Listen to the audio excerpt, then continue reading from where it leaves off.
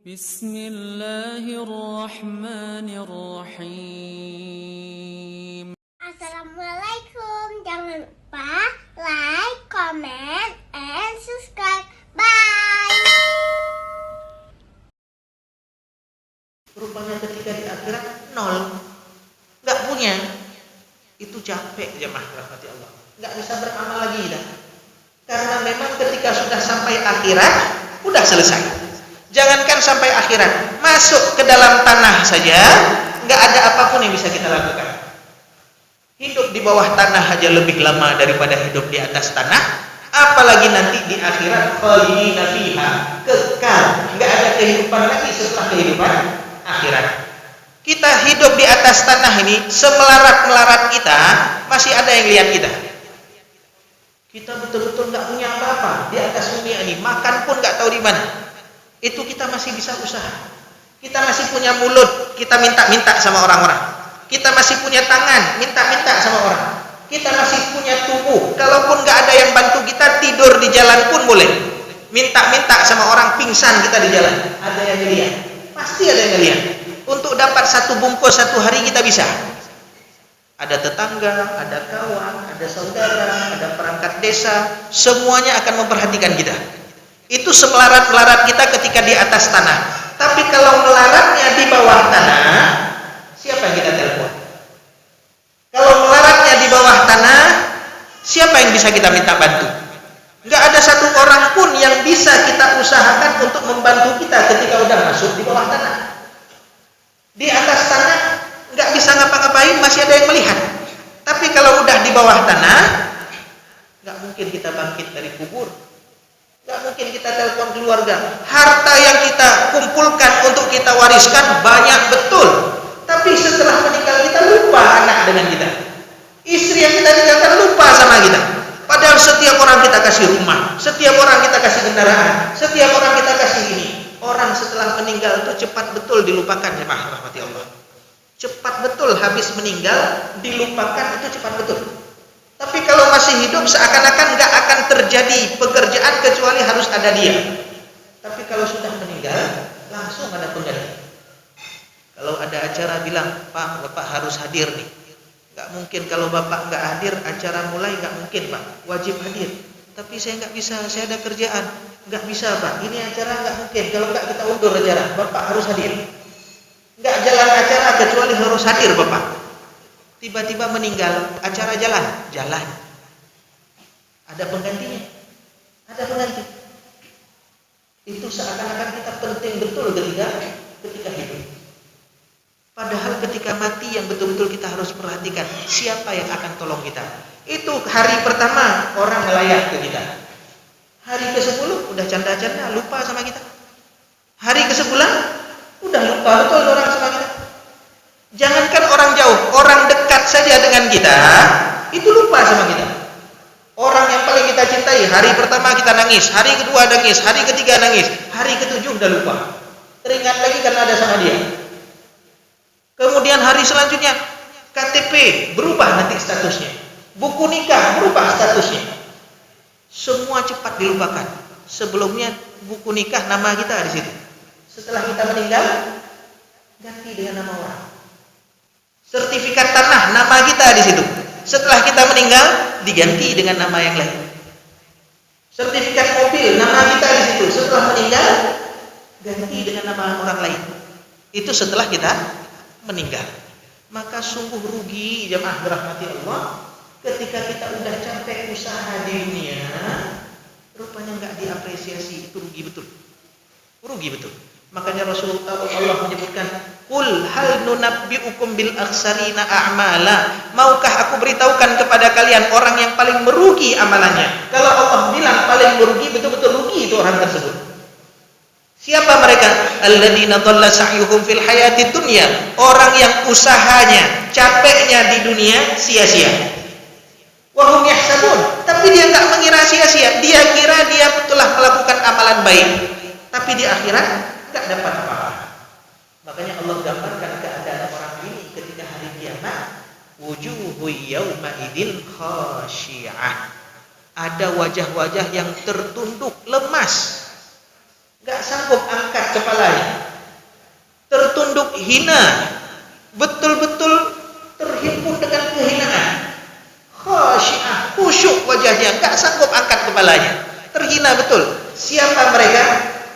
Amilatun nasibah. Ketika di dunia beramal dia, ketika di akhirat nasibah, capek. Udah capek di dunia, nggak istirahat di akhirat. Kita nggak mau jadi orang capek di dunia, di akhirat capek lagi dengan azab, nggak mau kita. Cukup capek di dunia saja. Dunia ini betul-betul capek. Di akhirat jangan sampai capek lagi. Di akhirat kita betul-betul ingin istirahat. Cukup capeknya di dunia. Tapi ada orang yang capek di dunia, di akhirat lebih capek lagi. Siapa? Orang-orang yang ketika sudah beramal, rupanya amalannya nggak ada apa-apa. Amalannya ditolak. Bahkan bukan hanya ditolak, dapat azab. Maka para ulama menyebutkan minimal dalam setiap amal-amal kebaikan yang kita kerjakan ada 3 syarat yang mesti kita sempurnakan. Apa 3 syaratnya? Yang pertama, kita harus beriman kepada Allah ketika melakukan amalan. Ada orang yang tidak beriman, buat baik, sedekah banyak, bantu orang banyak, buat sekolah gratis, buat panti asuhan, buat panti-panti jompo, tapi nggak beriman kepada Allah. Di dunia dia bantu orang. Ini bagaimana di akhirat? Dapat kebaikan nggak? Nggak dapat. Di dunia mungkin Allah berikan kebaikan kepada dia, dikasih kekayaan, dikasih anak pintar, dikasih macam-macam di dunia. Tapi di akhirat nggak ada kebaikan bagi orang. Makanya dalam tafsir Imam Qurtubi disebutkan ketika Imam Qurtubi menafsirkan ayat ini, amilatun nasibah, ketika Umar bin Khattab membebaskan Syam, Damaskus, dihadirkan kepada beliau orang yang paling dituakan dan paling dihormati daripada masyarakat. Didatangkan seorang rahib, seorang pendeta, udah sepuh betul, udah tua betul, udah bungkuk, udah lemas. Ketika dilihat sama Umar bin Khattab, nangis Umar bin Khattab. Ketika ditanya tentang Abika kayak Umar, apa yang membuat engkau menangis wahai Umar? Apa jawaban Umar? Ini orang banyak betul khidmahnya kepada Umar.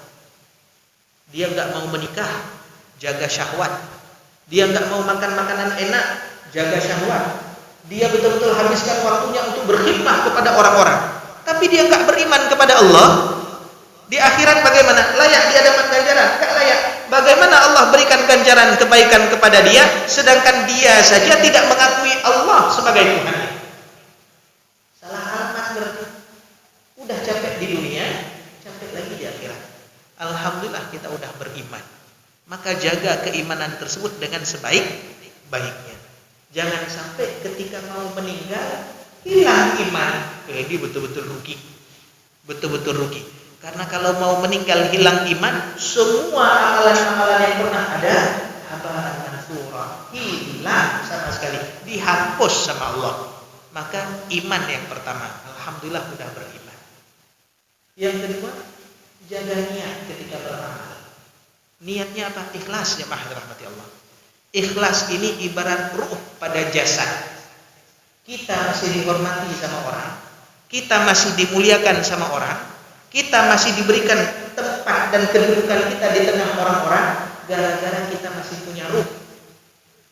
Kalau kita nggak punya ruh lagi, nggak ada yang bilang penghormatan kami kepada Bapak, nggak ada lagi. Kenapa? Nggak punya ruh lagi. Nggak ada lagi yang mau tidur sama kita ketika kita nggak punya ruh lagi. Kita udah jadi bangkai yang mau cuman tanah, nggak ada lagi yang memuliakan kita. Sekarang kita masih punya ruh, orang lewat di depan kita nunduk orang. Kalau udah nggak punya ruh lagi, nggak ada lagi. Bahkan kalau udah di dalam tanah kita, kuburan kita dilangkahi orang, diinjak-injak lagi. Itu ketika nggak ada lagi ruh. Kita masih mulia karena punya ruh. Begitu juga dengan amal. Amal ini dipandang oleh Allah karena amalan tersebut punya ruhnya. Apa ruhnya amal? Ikhlas. Wa ma umiru illa liya'budullah mukhlishina lahuddin. Kami enggak perintah kalian untuk menyembah Allah kecuali dalam satu keadaan, ikhlas. Makanya kalau kita ke masjid, kita baca Quran, kita bantu orang, kita bersedekah, kita melakukan amalan-amalan ketaatan secara zahir kepada Allah, tapi kalau nggak punya ikhlasnya, hilang amalan tersebut. Rasulullah pernah menyebutkan tentang 3 golongan. Yang pertama kali diseret masuk ke dalam neraka sebelum orang-orang yang bermaksiat lain. Siapa 3 orang nih? Orang yang pertama habis hartanya untuk sedekah. Punya harta banyak, berbagi. Orang-orang tentu akan bilang, baik betul bapak nih, baik betul orang nih. Tapi apa yang terjadi? Ketika hari kiamat diadili oleh Allah Subhanahu wa taala, di hari yang semua rahasia akan diungkap oleh Allah, di hari Allah yang Maha mengetahui segala perbuatan yang pernah kita lakukan. Allah tahu apa yang ada di dalam diri kita. Ketika ditanya, "Madza amilta fiha?" Apa yang kamu lakukan ketika di dunia? Dia jawab, "Ya Allah, saya bersedekah." Apa kata Allah? "Kadzdzabta, dusta kamu." Bohong. Bukankah yang kamu lakukan supaya kamu dikatakan sakhi, jawad? Kamu dikatakan dermawan, supaya kamu dikatakan betul-betul orang baik, pemurah. Rupanya kita bekerja, bagi-bagi kepada orang dengan harta yang Allah titipkan kepada kita, bukan karena Allah, tapi karena kita ingin dikatakan, oh bapak ini dermawan, bapak ini baik, bapak ini dan lain sebagainya. Allah tahu niat kita tersebut, Allah dustakan amalan kita. Padahal capek kita kerja, kita kumpulkan uang, kita bagi-bagi sama orang, tapi niatnya enggak betul. Apa yang terjadi? Didustakan amalan kita oleh Allah, faturihat finnar, diseret masuk dalam neraka. Orang yang kedua habis waktunya belajar, mengajar, habis waktunya untuk Quran. Ini kalau kita lihat orang di dunia tiap hari dengan Quran, tiap waktu dengan Quran, tiap hari dengan ilmu, itu tentu Masya Allah saleh nih orang, baik nih orang. Tapi Allah tahu niat kita. Ketika dia bela dirinya, semua kita akan membela diri kita di hari kiamat. Cuman bukti tetap pada Allah Subhanahu wa taala. Ketika mulut kita, ketika kita bela tersebut dikunci sama Allah, semua anggota tubuh kita menjadi saksi. Maka ketika ditanya, "Ya Allah, saya belajar ya Allah. Saya habiskan waktu saya mengajar ya Allah. Saya menghabiskan waktu saya untuk Al-Qur'an ya Allah." Apa kata Allah? Bohong kamu. Bukankah yang kamu lakukan supaya kamu dikatakan qari? Bukankah yang kamu lakukan supaya kamu dikatakan alim? Kadang kita punya ilmu, ingin menampakkan, oh saya hebat, saya alim. Rupanya bukan karena Allah niatnya salah, diseret masuk ke dalam neraka. Capek di dunia, capek lagi di akhirat. Orang yang ketiga bukan hanya waktu habis, bukan hanya tenaga habis, nyawanya hilang, berjihad. Ketika ditanya juga sama, dia bela dirinya, tapi Allah tahu bohong kamu. Bukankah yang kamu lakukan supaya kamu dikatakan pahlawan, supaya kamu dikatakan hebat, supaya kamu dikatakan pemberani? Kadang-kadang masuk ke medan jihad ingin lihat, supaya orang lihat bagaimana saya ketika berjihad. Pernah ada orang yang berjihad, ketika berjihad meninggal. Ketika meninggal semua orang betul-betul mengharapkan, Masya Allah, dia ketika berjihad luar biasa. Apa kata Rasulullah? Huwa finnar. Dia di dalam neraka. Padahal ketika dia berjihad, habis dia bunuh musuh-musuh. Dan dia pun terbunuh. Ketika orang bilang, si fulan Masya Allah, wahai Rasulullah. Apa kata Rasulullah? Huwa finnar. Dia di dalam neraka. Kalau udah mati nggak mungkin lagi bisa usaha. Kalau masih hidup kita disebutkan, oh dia ini jahat, kita masih bisa memperbaiki. Tapi kalau udah dibilang huwa finnar ketika mati, sadaqallahul adzim. Sebabnya apa? Rupanya ketika berjihad nggak tulus karena Allah. Dia bunuh orang supaya dikatakan hebat, pemberani, pahlawan. Kemudian ketika dia banyak tertebas, apa yang terjadi? Sakit betul, nggak sanggup tahan sakit, bunuh diri. Tersayat-sayat tubuhnya, tertebas-tebas tubuhnya, nggak sanggup tahan. Akhirnya bunuh diri. Wa finnar. Maka jangan merahmati Allah, jaga niat ketika kita beramal. Kita keluar rumah tadi ngapain? Habis bensin, habis waktu, habis ini, jangan sampai niatnya salah. Oh Ustaz, kalau tadi niatnya salah bagaimana? Istighfar. Kalau istighfar baiknya Allah, kalau kita udah buat salah, kita ngakui kesalahan kita, kita minta ampun kepada kita, yang tadinya nggak betul dikasih sama Allah Subhanahu wa taala. Dijadikan amalan tersebut kembali kepada kita. Kayak cerita Ashabul Jannah yang ada di dalam Al-Qur'an. Gara-gara buat salah gagal panen, tapi gara-gara istighfar tahun depan 2 kali lipat dikasih, ganti yang tahun kemarin. Kenapa? Mengakui kesalahan. Yang ketiga syarat diterima amal ini, supaya amal kita betul-betul layak diterima oleh Allah dan kita layak dapat ganjaran. Kalau kecil pun ganjaran nggak apa-apa, nggak mungkin kecil, pasti besar. Sebagaimana disebutkan oleh Rasulullah dalam kitab Syama'il Muhammadiyahnya, yaitu ketika ada seorang pemuda, apa kata Rasulullah? Inilah a'lamu akhir rajulin yakhruju minan nar. Saya tahu orang terakhir yang keluar daripada neraka dan masuk ke dalam surga. Ketika keluar daripada neraka, merangkak-rangkak dia keluar daripada neraka, dia orang beriman tapi transit di neraka, keluar dari neraka, Allah tanya kepada orang tersebut. Allah bilang, masuklah ke dalam surga. Apa katanya? Malu saya Allah, malu. Baru keluar dari neraka, malu disuruh masuk surga. Kemudian Allah bilang, tamanna, silahkan engkau berandai-andai, kamu mau dapat apa? Maka dia ketika itu berandai-andai jadi orang paling hebat di dunia, paling nikmat di dunia. Maka ketika itu Allah berfirman kepada orang itu, fa innalaka, sesungguhnya bagimu 10 kali lipat daripada kenikmatan dunia. Dia bilang sama Allah, taskharu minni ya wa anta ya Rabb. Ya Allah, jangan ngejek saya lah ya Allah. Saya enggak pantas dapat kayak gitu. Masa jangan ngejek, udah cukuplah di neraka. Rupanya betul jemaah dirahmati Allah. Orang paling rendah saja kedudukannya, yang paling terakhir keluar dari neraka, ketika diberikan kenikmatan oleh Allah, dikiranya enggak ada orang yang lebih nikmat daripada dirinya. Maka yang terakhir, supaya amalan kita layak diterima sama Allah, bagaimana? Sempurnakan ketentuannya, syarat dan rukunnya kita sempurnakan. Zaman Rasulullah ada orang yang sholat, dilihat sama Rasulullah.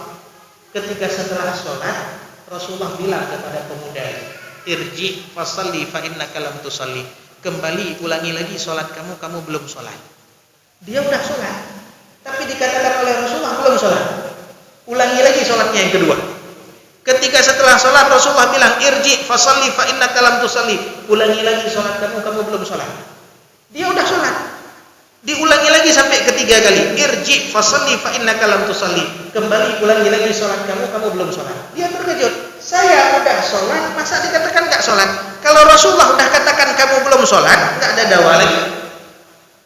Maka ketika itu dia bingung, saya udah sholat.